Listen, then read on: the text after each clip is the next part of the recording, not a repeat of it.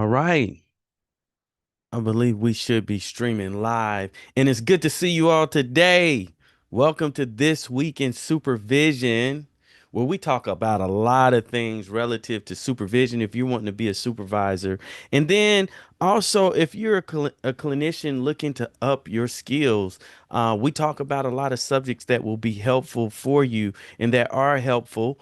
And the subject that we're talking about today is I did a therapy session with ChatGPT. Here's what happened. We're going to talk about that. Okay. We're going to talk about how we went through a session, a little mini session with ChatGPT, show you what that looks like and everything.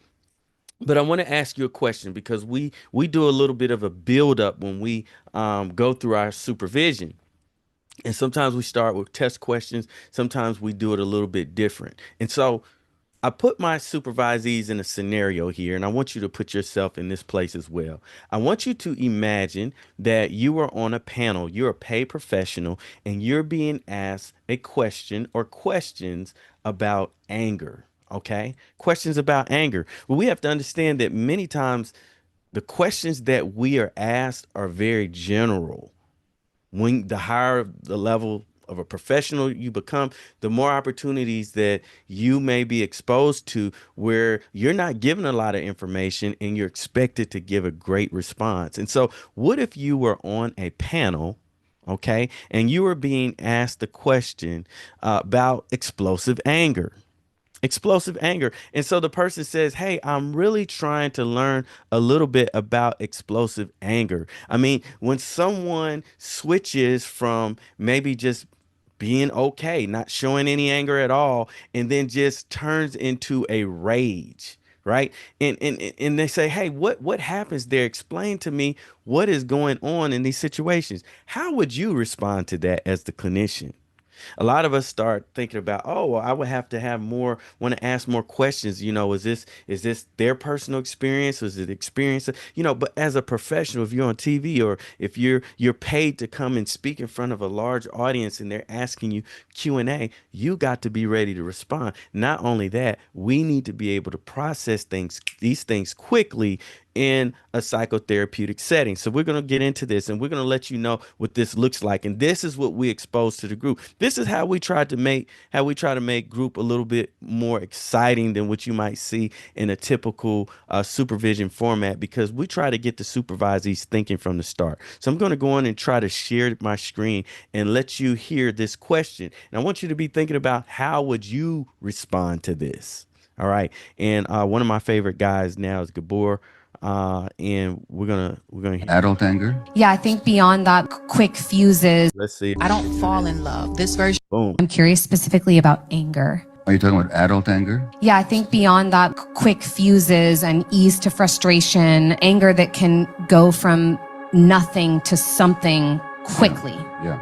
I mentioned my friend. All right. How would you, number one, answer that question? But how would you treat a client that experiences this? Can you visualize that? And so in our supervision, this is something that we did. We kind of processed this. We let them, what I did in some of the groups, I let them break off into separate groups on the Zoom. They went out and then they came back with a response and we engaged in that. So I didn't get to do that with each group because sometimes we get to start off talking about case scenarios and things like that. But so when they came back, um, we went through kind of letting them see the secondary response. So I'm kind of going to rush through this a lot faster. I'm putting this in a small capsule for what we did for a whole hour, right? So they got the opportunity to think about how their response would have been. Now we get to see what the response is from a pro.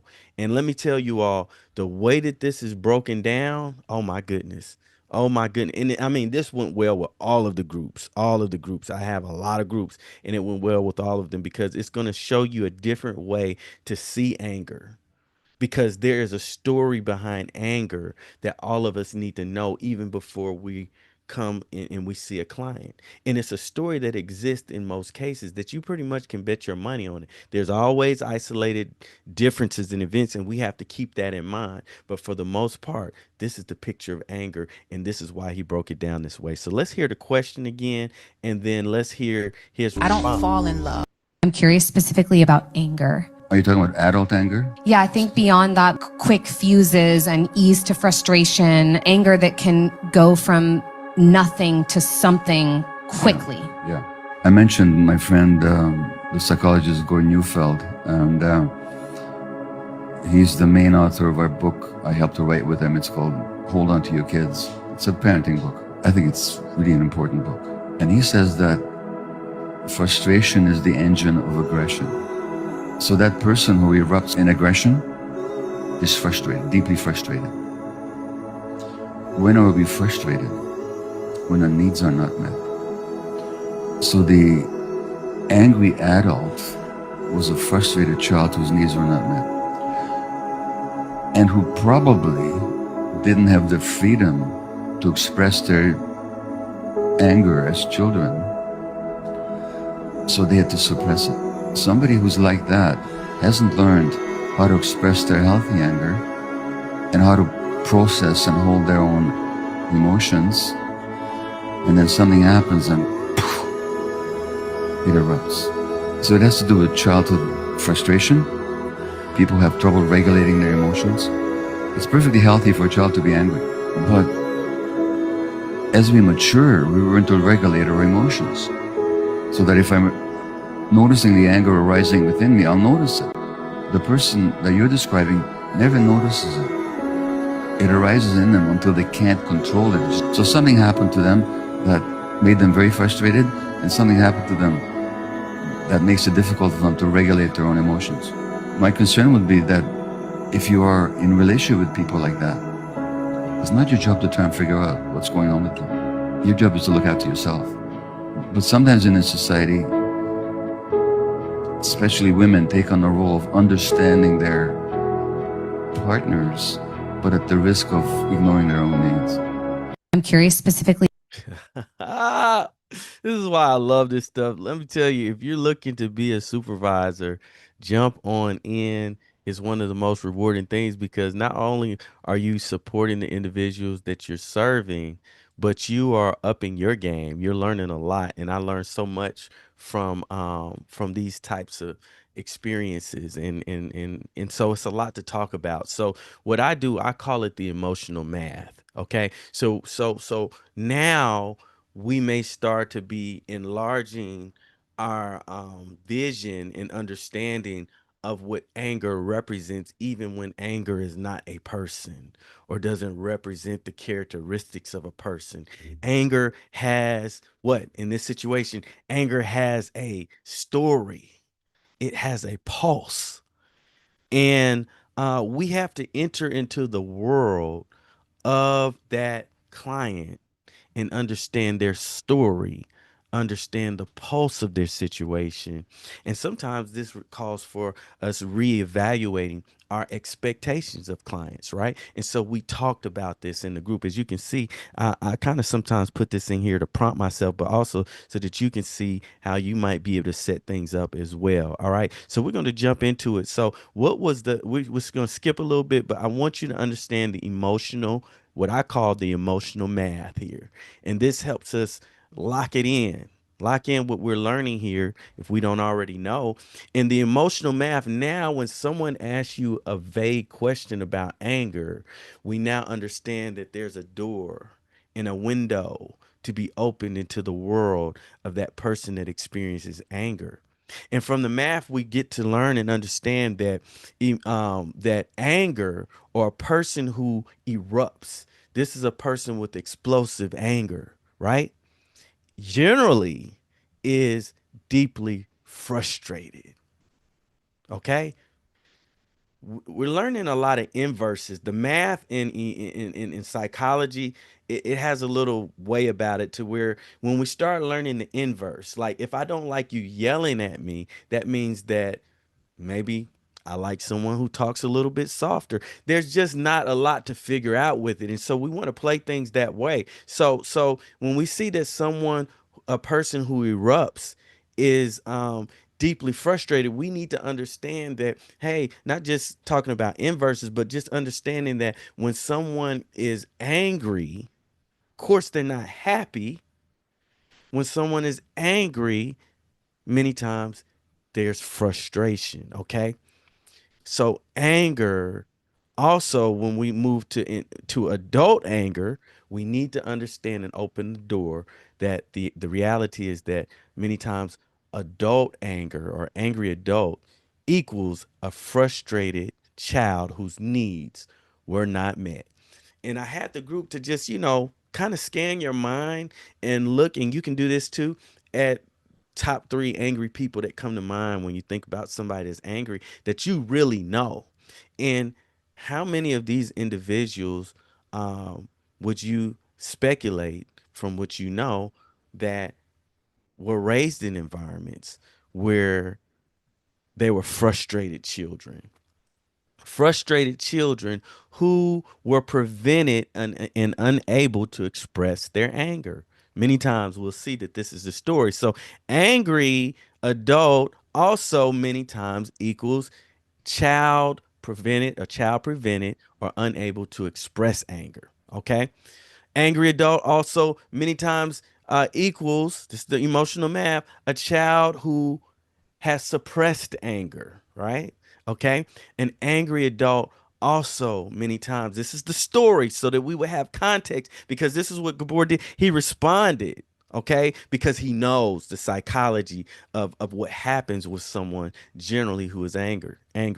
Adult child this person likely hasn't learned how to express their own anger. So this is why we have to play around with the expectations because the story of the average angry person might just represent someone who never really understood how to express their own anger, or they probably wouldn't be what?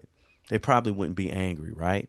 Angry adult is likely unable to process and hold their emotions, their own emotions appropriately, and they're usually unable to regulate emotions. So therefore they become dysfunctional. We went on to talk about, okay, if you was to think about Gabor's response, I might not be saying his name right, but if you was to think about his response, what principle of theory was he coming from? And so we can think of a number of theories that might represent those thoughts, right? And so we start to talk about how it relates to attachment theory and psychodynamic theory and trauma informed theory. And these are theories we're slowly trying to introduce to the group so that they understand options, because a lot of times in school we just studied theory, but we didn't necessarily understand how to apply theory in relative situations. All right. So we want them to understand that moving out into the field. And so we also introduced, not many of my supervisees had a great understanding of internal family systems. Okay. And so this is something that we started to discuss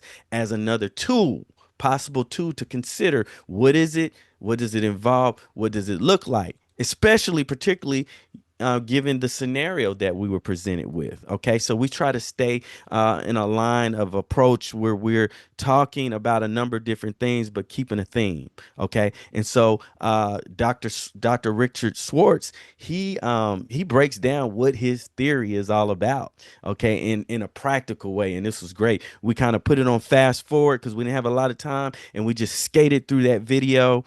And in some of the groups, we only got to do 2 or 3 minutes. It's just a 7 minute video. This kind of gets them involved because it's not just you yapping. Some of y'all can yap better than me. I get bored. I see them getting bored sometimes, so I bring this into our groups now.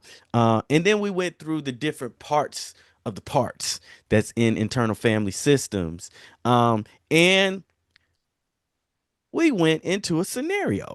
Okay, and I want to get this ready for you all. This is the scenario of um presented this to the group because we want to make it practical. So here's your scenario. Okay. And it says, you don't control me, a case of explosive defensiveness. And this is where we get the chat. We get chat involved in our scenario here, right? Okay. So I'm not saying to trust chat, but we can have fun with chat. We can fact check chat. And but this is a way to do it, right? To learn. You can learn a lot from chat, believe it or not. So we have our client here. He's a 39-year-old male who frequently finds himself in conflict across various settings: church, work, friendships, and home. And during a fellowship at church, someone kindly asked him to lower his voice while he was laughing loudly during a conversation. Instead of responding calmly, Marcus immediately just snaps. He just goes off. He's triggered. He's triggered. So, and then he says, "Who are you?" Anyway, he kind of goes off. So we go into, as you can see, we start breaking down the pattern of what Marcus might be involved with. But what we do also, we go into further detail about it, but we bring in chat. Okay, so I gave an example, and I wanted to give you all some prompts, but it's just not. It's you got to play with it. It's no consistent way to do this. But I just want to introduce you to what you can do if you play with it. Just tell chat to do. Say, hey, I want to mirror this format. I want you to be the therapist, or I want you to be the client. I want to do it from an IFS perspective, and I want it to be interactive questioning. Sometimes chat will just land it. Sometimes you just kind of got to play with it. But we're moving in a direction where we can see things. So I want to give you all, if I can concentrate enough to find out where this is, an example, just a couple of minutes of my little session with ChatGPT. Okay. And Chat was actually the therapist and I was the client. I was Marcus. Okay. And we're learning how to use internal family systems or something that looks like internal family systems because it is chat. With interactions, and for those of you all who are not directly into psychotherapy, this is a way to play around with it, okay, to where you can get some experience, because you may be fearful of doing private practice or moving and doing what you need to do because you don't feel like that you've got what it takes. And so you can see something that's kind of simulated. You need to kind of just study it for real, but chat can be helpful.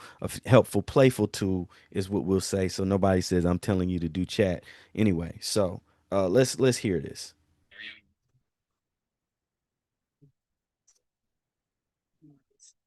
Feel free to jump in with how you think Marcus may respond, and we'll walk through each step together. Sound good?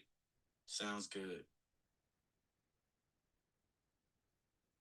Awesome. Let's dive into the scenario. Therapist step one, introduce the concept of parts. Hey, Marcus, I want to share an idea with you that can help us understand what's happening when you feel that intense anger. We all have different parts of ourselves that show up in different situations. Think of it like a team inside you, with each part having a different job. How does that sound so far? That sounds okay. I don't know if this is going to work, but we can try it. Absolutely, Marcus, and I appreciate you being open to trying this out. Let's get a little curious about that part of you that gets angry. Can you think back to that moment at church when someone asked you to lower your voice? What did that anger feel like in that moment? If that angry part of you could speak, what would it say it's trying to protect you from? It's trying to protect me from, I don't know. I don't like people telling me what to do. That makes a lot of sense, Marcus. It sounds like this part steps in to make sure you feel in control and not dominated by anyone else. That's a really protective instinct. Let's see if we can get even more curious.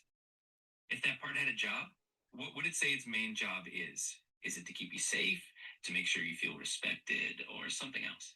Yeah, definitely. Make sure I feel respected and people, stay out of my way. Just give me my space. Don't tell me anything what to do. Just mind your business.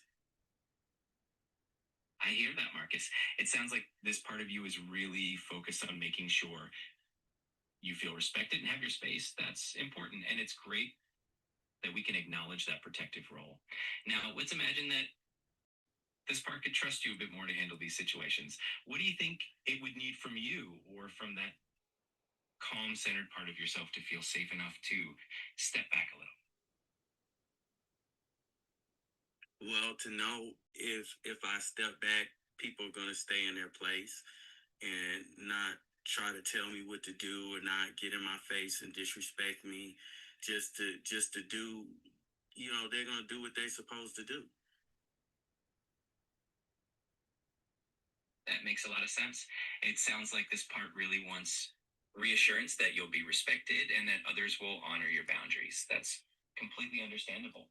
What we can work on together is helping that part trust that you can still be respected without needing to react so strongly. Over time, we can help that part feel more secure so that you can stay in that calm and confident place, even when others might challenge you a bit.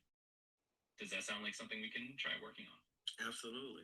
I would love to do that. That's great to hear, Marcus. All right, we're gonna end it there.